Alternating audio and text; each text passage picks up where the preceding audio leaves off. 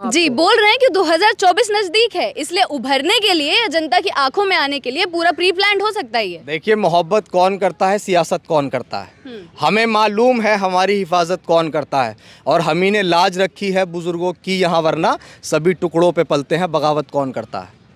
अगर लोगों को ये लगता है कि ये सियासत है तो मैदान में उतर के समाज के लिए, कौम के लिए आवाज़ उठा के देखिए। तब मैं कह रहा हूँ कल को आपकी बारी भी हो सकती है।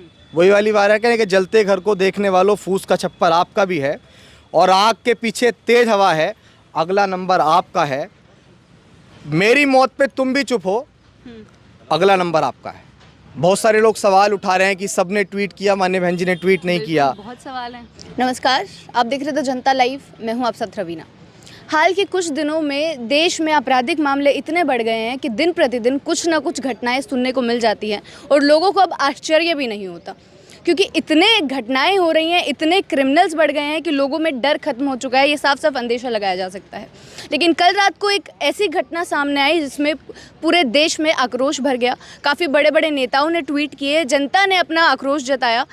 कल यूपी के सहारनपुर में भीम आर्मी चीफ और आज़ाद समाज पार्टी के अध्यक्ष चंद्रशेखर आज़ाद पर जानलेवा हमला हुआ। हालांकि उनको ज़्यादा चोटें नहीं आई हैं, गोली उनको छूकर निकली है, लेकिन इस चीज़ का क्या मकसद था और आगे भविष्य में, क्योंकि इलेक्शंस भी आने वाले हैं, तो इन चीज़ों को जोड़ा जा रहा है और यही आकलन लगाया जा रहा है कि क्या विपक्ष को दबाने की कोशिश हो रही है या ये जो चीज़ें अभी देश में चल रही हैं उसको किस प्रकार से देखा जाए। इन सारे मुद्दे पर चर्चा करने के लिए हमारे साथ अभिषेक जी मौजूद हैं। बहुजन शायर हैं, लगातार शायरी से अपनी बात रखते हैं लोगों के सामने और चंद्रशेखर आज़ाद के भी काफ़ी करीब है, तो इनसे जानते हैं। सर, सबसे पहला सवाल यही रहेगा कि जो हमला हुआ है कल, इतना बड़ी न्यूज़ हुई, पूरा देश उसको देख रहा था कि किस प्रकार से हमला हुआ, क्या देखते हैं, मकसद क्या रहा होगा इस हमले का? मकसद की बात तो ऐसी है कि आप जानते हैं बड़े लेवल पे कि तमाम बहुजन महापुरुष जिन्होंने इस देश में दबे कुचले, शोषित, वंचित, पीड़ितों की आवाज़ उठाई, आज कहीं ना कहीं वर्तमान समय में चंद्रशेखर आज़ाद जी बड़ी मुखरता से इस समाज की आवाज़ को उठा रहे हैं। उनके ऊपर हमला करने का मेन मकसद यही है कि बहुजन समाज की जो आवाज़ है उसको दबाया जाए। दलित समुदाय से जो एक उभरता हुआ नेता, एक लीडरशिप खड़ी हो रही है, उस लीडरशिप को डराया जाए या उसको बिल्कुल, हालांकि वो जो प्रयास था वो हत्या का ही था। और उत्तर प्रदेश के अंदर जहाँ प्रदेश के मुख्यमंत्री ये कहते हैं कि हम माफियाओं को, गुंडों को मिट्टी में मिला देंगे, फिर आपकी सड़कों पे ये माफिया क्या कर रहे हैं? माफिया राज का अंत बोलते हैं, माफियाओं को मिट्टी में मिला देंगे और बोला भी जाता है कि कानून व्यवस्था सुधरी है बीजेपी के आने के बाद। देखिए, विशेष वर्ग और विशेष जाति को मिट्टी में मिलाने आए योगी जी। अगर माफियाओं की बात करें तो एक लंबी लिस्ट एक अपर कास्ट में भी है, उनको क्यों नहीं मिला रहे मिट्टी में? क्यों ये दम्भ जो निकल के आते हैं कहीं भी, चाहे एनकाउंटर का मामला ले लो आप, चाहे अचानक कोई गोली मार दे, फिर नारे लगाए एक अलग ही उसके, फिर उसके बाद इस तरह का कल जो घटनाक्रम हुआ। देखिए, कल का जो घटनाक्रम है वो हालांकि बर्दाश्त करने वाला तो नहीं था। मुश्किलों से भाग जाना आसान होता है, कि मुश्किलों से भाग जाना आसान होता है। हर पहलू ज़िंदगी का इम्तिहान होता है और डरने वालों को ज़िंदगी में कुछ नहीं मिलता और लड़ने वालों के कदमों में जहान होता है। तो अभी वर्तमान समय में चंद्रशेखर आज़ाद जी और हम जैसे तमाम नौजवान युवा लड़ रहे हैं और लड़ रहे हैं इन सामंती ताकतों से, इन जातिवादी ताकतों से, और लड़कर एक वो जो बाबा साहेब अम्बेडकर, ज्योतिबा फूले, ललई सिंह यादव, पेरियार और तमाम बहुजन महापुरुषों ने जो उनका आंदोलन था, जो उनका सपना था, जो मान्यवर कांशीराम साहब 2006 को उस आंदोलन को छोड़कर चले गए, उसको आगे बढ़ाने का प्रयास कर रहे हैं। तो शायद आज जो दलित है वो मूछें रखने लगे हैं, वो काफिलों में चलने लगे हैं, वो बड़ी मुखरता से अपनी बात रखने लगे, तो वो चुभने लगे हैं। आप बोल रहे चुभने लगे हैं, लेकिन इससे एक बहुत बड़ा सवाल खड़ा होता है पॉलिटिक्स पर, राजनीति पर, क्योंकि वो एक ऐसी पार्टी से आते हैं जो लगातार क्रांतिकारी चीज़ें करती है, लगातार ऐसे वर्गों की आवाज़ उठाती है जो पिछड़े हैं हमारे देश में। तो इससे ये सवाल उठता है कि क्या जो विपक्ष है हमारे देश में, जिसका होना बहुत महत्वपूर्ण होता है एक लोकतंत्र देश में, उसको दबाने की कोशिश कहीं ना कहीं हो रही है? नहीं, इसमें दोहराए कहाँ है? आप ये बताइए ना कि हमला किस लिए हुआ? हमला इसीलिए तो हुआ कि उसको मार दिया जाए, और फिर जो बहुजनों की आवाज़ को बड़ी मुखरता से उठा रहे हैं उस आवाज़ को दबा दिया जाए। और जब वो व्यक्ति दब जाएगा तो कहीं ना कहीं एक बहुत बड़ा नौजवान वर्ग जो है जो उनको फॉलो करता है वो भी दब जाएगा। एक दहशत का माहौल बनाने का प्रयास किया गया। जैसा कि आपने बताया, चंद्रशेखर आज़ाद जी ने ट्वीट के माध्यम से योगी आदित्यनाथ जी से कहा है कि आपको इस्तीफा दे देना चाहिए, तो इसमें दोहराए क्या है? मैं बता देती हूँ एक बार जनता को। चंद्रशेखर आज़ाद जी ने हॉस्पिटल में ही हैं, वो भी उन्होंने वहाँ से ट्वीट किया है। कल भी उन्होंने एक वीडियो जारी की थी जिसमें उन्होंने जनता से, अपने जो भीम आर्मी है उनसे अपील की थी कि शांति बनाए रखें, हम संविधान के हिसाब से चीज़ें करेंगे। और आज ट्वीट के माध्यम से सीधा सीधा बीजेपी सरकार पर निशाना साधा और सीधा सीधा योगी आदित्यनाथ को बोला कि वो अपना त्याग पत्र दे दे, क्योंकि वो यूपी की जनता को सुरक्षित नहीं रख पा रहे हैं, वो भी यूपी के एक जिम्मेदार नागरिक हैं। तो इसको किस प्रकार से देख रहे हैं कि इस्तीफा मांग रहे हैं सीधा? किस प्रकार से? अच्छा, एक बात बताइए, अगर मैं किसी घर का मुखिया हूँ और उस घर में कोई ट्रेजेडी होती है तो उसका पहला जिम्मेदार तो मैं ही होता हूँ ना। तो जिम्मेदारी कौन लेगा? आखिर खुलेआम इस तरह का डर का माहौल, दहशत बनाई जा रही है, इसका जिम्मेदारी कौन लेगा? जिम्मेदार प्रदेश का मुख्यमंत्री तो लेगा। दूसरे स्टेट में कोई घटना हो जाए तो तुरंत हम लोग मुख्यमंत्री का इस्तीफा मांग लेते हैं। तो फिर आप क्या लोकतंत्र में नहीं जी रहे हैं? आप क्यों नहीं दे सकते इस्तीफा जब इस तरह के घटनाक्रम हो रहे हैं? कहीं अतीक को, हालांकि ठीक है अतीक माफिया था या कुछ भी था, लेकिन जिस तरह से उसका मर्डर हुआ, ये तो लोकतंत्र की हत्या ही है ना। कि पुलिस के घेरे में आके कोई भी मार के चला जा रहा है, कोई अपनी गाड़ी के काफिले से किसी से मिलने जा रहा है, उसको मार दिया जा रहा है। तो क्या लोगों को मारने की सियासत चल रही है? लोगों को जान से मारने की सियासत चल रही है प्रदेश के अंदर। यहाँ पर चंद्रशेखर आज़ाद योगी आदित्यनाथ से इस्तीफा मांग रहे हैं। वहाँ पर जो सोशल मीडिया पोस्ट आई है, उनके कमेंट्स अगर आप देखें, क्योंकि हम देखते हैं सारी चीज़ें, वहाँ पर ये भी जताया जा रहा है कि ये साजिश हो सकती है। मैं बताता हूँ ना जी, बोल रहे हैं कि 2024 नज़दीक है, इसलिए उभरने के लिए, जनता की आंखों में आने के लिए पूरा प्री प्लान्ड हो सकता है ये। देखिए, मोहब्बत कौन करता है, सियासत कौन करता है। हमें मालूम है हमारी हिफाजत कौन करता है, और हम ही ने लाज रखी है बुजुर्गों की यहाँ, वरना सभी टुकड़ों पे पलते हैं, बगावत कौन करता है। अगर लोगों को ये लगता है कि ये सियासत है तो मैदान में उतर के समाज के लिए, कौम के लिए आवाज़ उठा के देखिए, तब पता लगेगा कि किन मुश्किल समय से वो नौजवान गुजरता है।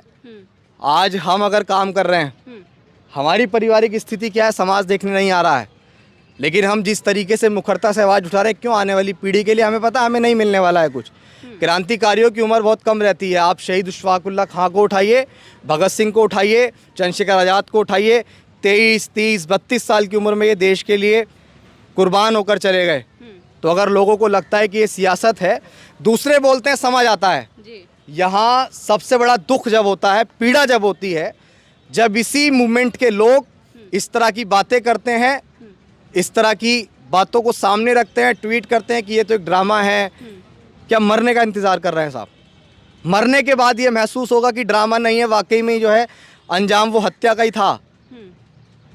मैं किसी पॉलिटिकल पार्टी का सदस्य नहीं हूँ, लेकिन आपने देखा होगा कि लगातार सोशल मीडिया के माध्यम से हम एक आवाज़ को भी उठा रहे हैं, बहुजन जागो मार्च, यानी कि बहुजन नेताओं को साथ लाने के लिए। आप मुझे बताइए कि टुकड़ों में बटे हुए समाज के साथ इस तरह के घटनाक्रम ही होंगे जो समाज टुकड़ों में बटा रहेगा? अच्छा, एक बात बताइए, जो जिस समाज के नेता ये कहते हैं कि हम समाज को एक करने आए हैं और वो खुद बटे हुए हैं, वो खुद बिखरे हुए हैं, तो क्या वो समाज कभी एक हो सकता है? किस प्रकार से बिखरे हुए आप कह रहे हैं? हाँ, किस प्रकार से नहीं बिखरे हुए हैं आप बताइए। कितनी पार्टी हैं? अच्छा, इसलिए आप बोल रहे हैं। बहुजन समाज पार्टी है, आज़ाद समाज पार्टी है, राष्ट्रीय लोक दल है, राष्ट्रीय जनता दल है, समाजवादी पार्टी है, बिहार चले जाइए, तमाम जगह अपने अपने दल बनाए हुए लोगों ने। क्या हम इस तरह शासक बन सकते हैं? जब एनडीए यूपीए बन सकता है तो हमारा गठबंधन क्यों नहीं हो सकता इस तरह का, ताकि हम लोग देश की सत्ता पे काबिज हो जाएं? जब हम लोग देश की सत्ता पे काबिज होंगे, मान्यवर कांशीराम साहब, उन्होंने कहा कि जिनके हुक्मरान होते हैं उनके साथ कभी शोषण और अत्याचार नहीं होते हैं। और आज ये शोषण, आज ये घटनाक्रम जो हो रहे हैं, दिन दहाड़े जो गोलियां चल रही हैं, सबसे बड़ा कारण यही है। आज देखिए ना, हमारी पॉलिटिक्स का पतन हो रहा है। आज लोग हमें कमज़ोर समझ रहे हैं, इसीलिए समझ रहे हैं क्योंकि राजनीतिक पतन हो रहा है। समाजवादी पार्टी की आपने बात की है, अखिलेश यादव का ट्वीट आया इसी घटना को लेकर। उन्होंने साफ साफ बोला, और जो मेन चीज़ निकल कर आई, उन्होंने उन अपराधियों को सत्ता संग्रह में बोला। उन्होंने बोला कि सत्ता पक्ष जो है उन्होंने उसको संभाल कर रखा है, अपराधियों को शय दे रहा है। ये कहाँ तक सही है? हम इस बात में एक और बात मिला के ये कह देते हैं कि ये मुट्ठी है, और योगी आदित्यनाथ जी तो कहते ही हैं कि हमारी मुट्ठी में है प्रदेश। और जब उनकी मुट्ठी में है प्रदेश, तो इस तरह के घटनाक्रम जब हो रहे हैं तो उनकी मुट्ठी से तो निकल के गया होगा कोई। जब भी तो इस तरह की चीज़ें हो रही हैं, तो जो उन्होंने कहा वो सही कहा बिल्कुल। मतलब आपको लगता है कि सत्ता पक्ष कहीं ना कहीं बढ़ावा दे रहा है, जबकि उनके तरफ से उल्टी ही सारी चीज़ें आती हैं? अच्छा, एक बात बताइए, तमाम विपक्ष के नेताओं ने, दूसरे प्रदेश के मुख्यमंत्रियों ने, सब ने ट्वीट किया। क्या एक भी सहानुभूति का ट्वीट या एक भी कानून व्यवस्था के खिलवाड़ को लेके या पुलिस या खिलवाड़ को लेके या किसी भी चीज़ को लेके योगी आदित्यनाथ जी ने कोई ट्वीट किया या कुछ इस तरह की बातें की? ठीक है, राजनीतिक मतभेद हो सकते हैं, लेकिन मनभेद का कहाँ मतलब है? ये तो नहीं होने चाहिए। आप एक प्रदेश के मुख्यमंत्री हैं, आपकी जिम्मेदारी बनती है, नैतिक जिम्मेदारी बनती है कि आप इस घटनाक्रम पे कुछ ना कुछ तो बोलते। अगर वो कुछ नहीं बोल रहे तो यही लगेगा ना कि बैकडोर से आपके द्वारा ही जो है अपराधियों को जो है ख़त्म करने का प्रयास किया गया। समाज को तो यही लगेगा। लेकिन क्या लगता है आपको कि सही में कहीं ना कहीं क्या ये निशाना है 2024 का? क्योंकि 2024 के इलेक्शंस काफ़ी नज़दीक आते जा रहे हैं। बात छेड़ी है तो हम कहेंगे। मैं यहाँ समाज के तमाम नेताओं से कहना चाहता हूँ, आज चंद्रशेखर आज़ाद जी के साथ हुआ ऐसा, कल को आपकी बारी भी हो सकती है। ऐसा ही बोला है बिल्कुल ट्वीट में। मैं ये कह रहा हूँ कल को आपकी बारी भी हो सकती है। वही वाली बात है कहने कि जलते घर को देखने वालों, फूस का छप्पर आपका भी है और आग के पीछे तेज हवा है, अगला नंबर आपका है। मेरी मौत पे तुम भी चुप हो, अगला नंबर आपका है। बेहद खूब, यही बताने की कोशिश है कि जिस प्रकार से अगर ऐसे हमले बढ़ते रहे, कोई आम आदमी नहीं थे। और ये भी सवाल है सर कि अगर एक पार्टी के चीफ के साथ ये हो सकता है, अगर जो इंसान बार बार इतनी आवाज़ उठाता है, जिसके पीछे इतनी जनता खड़ी है, अगर उनके साथ ऐसे जानलेवा हमला हो सकता है तो आम जनता का क्या होगा प्रदेश? देखिए, मैं तो ये कहता हूँ अब तो बड़े लेवल पे समाज को अपनी सिक्योरिटी की जिम्मेदारी खुद लेनी पड़ेगी। अपने समाज के जितने भी पॉलिटिकल लीडर हैं उनकी जिम्मेदारी, उनकी सिक्योरिटी की जिम्मेदारी खुद लेनी पड़ेगी। अब क्या, वो तो एक राष्ट्रीय अध्यक्ष हैं एक पार्टी के, हम तो कुछ भी नहीं है। हम मध्य प्रदेश से दिल्ली तक पैदल मार्च निकालेंगे, बहुजन जागो मार्च। हमारी सुरक्षा की जिम्मेदारी कौन लेगा? उनकी सिक्योरिटी को लेकर भी कहीं कहीं पूरा धरना प्रदर्शन किया जा रहा है भीम आर्मी के द्वारा। लेकिन अभी भी हमें तो ऐसा लगता है कि अभी भी शायद सत्ता पक्ष के जो लोग हैं वो मरने का इंतज़ार कर रहे हैं। अगर अभी भी सिक्योरिटी नहीं दी गई तो इस बात में कोई दो राय नहीं है कि हाँ, उनके द्वारा ये लगातार हमले करवाए जा रहे हैं। वो इस चीज़ का इंतज़ार कर रहे हैं कि कैसे ये उभरता हुआ नेता जो है ये ख़त्म हो जाए। अच्छा, एक आखिरी सवाल से सर ख़त्म करना चाहूँगी। आज़ाद समाज पार्टी की तरफ से ये स्टेटमेंट आई कि जो बहुजन मिशन मूवमेंट वो चला रहे हैं, बहुजनों को इकट्ठा करने का, उसको रोकने का प्रयास था ये। अच्छा, आज देखिए, इस बात में कोई दो राय नहीं है कि चंद्रशेखर आज़ाद जी बड़ी मुखरता से बहुजन मूवमेंट को चला रहे हैं। देखिए, मान्यवर कांशीराम साहब 2006 9 अक्टूबर को इस आंदोलन को छोड़कर गए। इसके बाद माननीय बहन जी प्रदेश की मुख्यमंत्री बनी। उन्होंने बहुत काम किया, उनके संघर्ष को हम लोग कभी नकार नहीं सकते हैं। उन्होंने जितना समाज के लिए किया, मुझे नहीं लगता कि इतना एक सत्ता में बैठने के बाद किसी और ने किया होगा, खासकर एक महिला। और महिला की ज़िंदगी में कितनी पीड़ा होती है, कितनी मुश्किलों का सामना करना पड़ता है उसे। सामाजिक कुरीतियों का सामना करने के बाद माननीय बहन जी ने घर परिवार सब कुछ छोड़ के समाज के लिए काम किया। उसके बाद वर्तमान समय में, मतलब यहाँ बात किसी के कटाक्ष करने की नहीं है, वर्तमान समय में जो चंद्रशेखर आज़ाद जी काम कर रहे हैं, समय परिवर्तन चाहता है और वो कहीं ना कहीं हो भी रहा है अपने आप। चंद्रशेखर आज़ाद निकल के आए सहारनपुर की धरती से, उन्होंने काम किया, नौजवानों में अपना एक अलग उनका स्वैग है। तो इस चीज़ को हम दरकिनार नहीं कर सकते हैं, समाज को भी दरकिनार नहीं करना चाहिए। समाज को दूसरे, मैंने एक चीज़ देखी है, आरएसएस है और वहाँ भी जो भगवा झंडा उठा लेता है ना, वो उसको अपने अंदर समा लेते हैं। वो चाहे फिर आरएसएस की बुराई करता हो, चाहे वो भाजपा की बुराई करता हो, क्योंकि वो एक समुंदर है। आरएसएस जो है वो एक अपनी विचारधारा का समुंदर है और वो चाहे गंदी नाली हो उनकी विचारधारा की, चाहे वो बिल्कुल गंदा पानी हो, ख़राब पानी हो, तो जो समंदर होता है वो सबको सोख लेता है। तो मैं ये समझता हूँ कि माननीय बहन जी जो है वो समुंदर हैं और उन्हें, अगर उन्होंने आज भी विचार नहीं किया, आज भी नहीं सोचा, हमें पता है कि 21वीं सदी में आज भी बहुजनों की आप सबसे बड़ी नेता हैं, लेकिन आपकी जो चुप्पी है वो चुप्पी कहीं ना कहीं हताहत करती है। हम नहीं पहुंच सकते भाई इतनी बड़ी लीडर की तह तक कि वो आखिर क्या सोच रही हैं। बहुत सारे लोग सवाल उठा रहे हैं कि सबने ट्वीट किया, माननीय बहन जी ने ट्वीट नहीं किया, बहुत सवाल हैं और इसको लेकर बड़े सवाल हैं। मैं ये समझता हूँ, मैं तो अपनी इतनी हैसियत भी नहीं समझता कि मैं उनके सामने ये सवाल भी रख सकूं कि आपने ट्वीट क्यों नहीं किया। लेकिन हाँ, मन में कसक इस चीज़ की ज़रूर है कि राजनीतिक मतभेद होने चाहिए, लेकिन मनभेद नहीं होने चाहिए। अगर बहन जी ने ट्वीट नहीं किया तो पार्टी के बहुत सारे लोग हैं, किसी ना किसी को तो ट्वीट करना चाहिए था। मान्यवर कांशीराम साहब ने कहा कि सामाजिक परिवर्तन के बिना हम लोग राजनीतिक परिवर्तन कभी भी नहीं कर सकते हैं, लेकिन आज कहीं ना कहीं सामाजिक परिवर्तन का जो आंदोलन है वो तो पिछड़ ही गया है। सामाजिक परिवर्तन तो वो था कि राजनीति गई तेल लेने, मेरे समाज के व्यक्ति के साथ गलत हुआ है तो इस गलत के खिलाफ जब तक उसे न्याय नहीं मिलेगा हम उसके साथ खड़े हैं मुखरता से। अब हमें नहीं पता, हम तो इसमें सवाल भी नहीं कर सकते कि ऐसा क्यों हो रहा है। दुखी है पर सच में।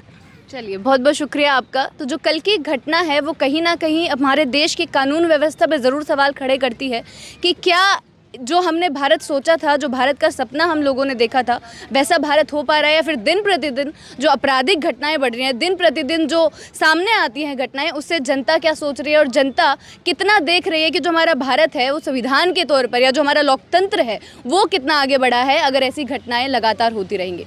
जनता के मुद्दे आप तक पहुँचाते रहेंगे, बने रहे हमारे साथ। शुक्रिया।